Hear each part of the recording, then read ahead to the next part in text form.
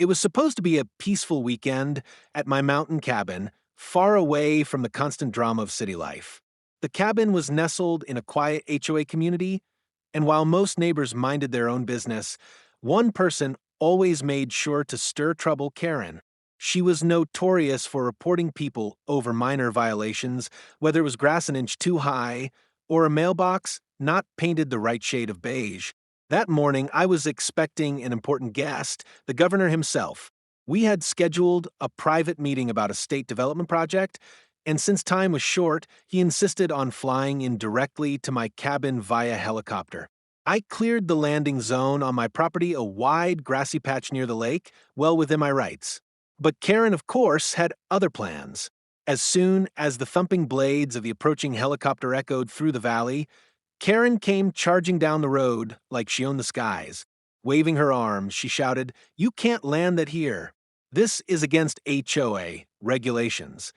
She even dragged out 2 traffic cones from her garage, plopping them right in the center of the clearing, as if that would somehow stop a 2-ton helicopter. I tried to reason with her, explaining that the landing was perfectly legal on private property and had already been cleared with local authorities. But she wouldn't hear a word. "I'm calling the HOA board. You'll get fined thousands for this violation," she snapped, standing her ground in front of the roaring wind. The helicopter descended anyway, blades whipping dust and leaves everywhere.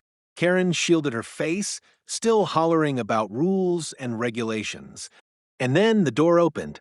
Out stepped the governor, dressed in his suit, calmly adjusting his tie as if nothing unusual had happened. Karen froze.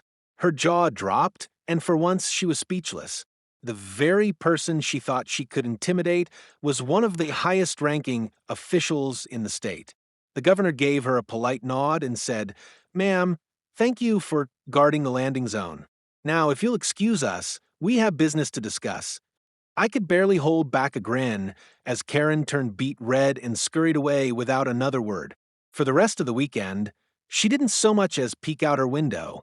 The meeting with the governor went smoothly, but the real victory was watching the self-proclaimed HOA queen humbled in her own kingdom. Sometimes the best way to deal with a Karen is to simply let reality land, literally right in front of her.